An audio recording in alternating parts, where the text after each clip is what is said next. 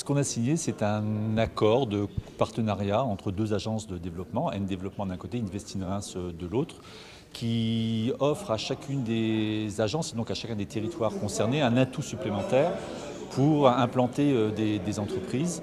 L'idée, c'est que les agences puissent, lorsqu'un dossier se présente et qu'elles ne disposent pas elles-mêmes des locaux ou des terrains permettant de l'accueillir, et bien le transmettre à l'agence voisine qui, elle, peut éventuellement disposer de ce qui manque. Ce que l'on a fait, c'est passer une collaboration, enfin mettre en place une convention de collaboration institutionnalisée, puisqu'elle existait déjà auparavant, mais institutionnaliser une collaboration entre deux espaces complémentaires et deux structures complémentaires. Les deux espaces, c'est Reims Métropole et de l'autre côté, un espace où il y a beaucoup de territoires, mais avec des petites villes et des villes moyennes à 50-55 km maximum de Reims.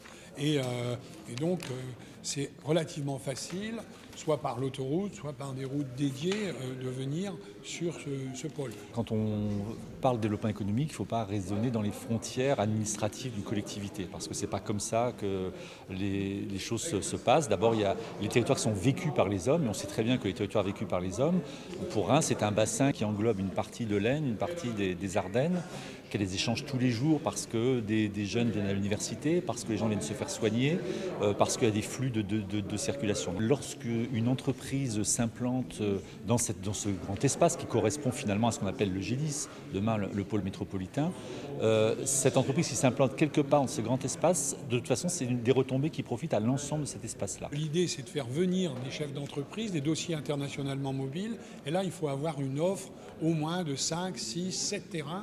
Donc, le sud des Ardennes a du sens, le reste de la Marne a du sens, mais l'Aisne, qui a des parties qui sont très proches, je pense à Neuchâtel, Guignicourt, Laon, etc.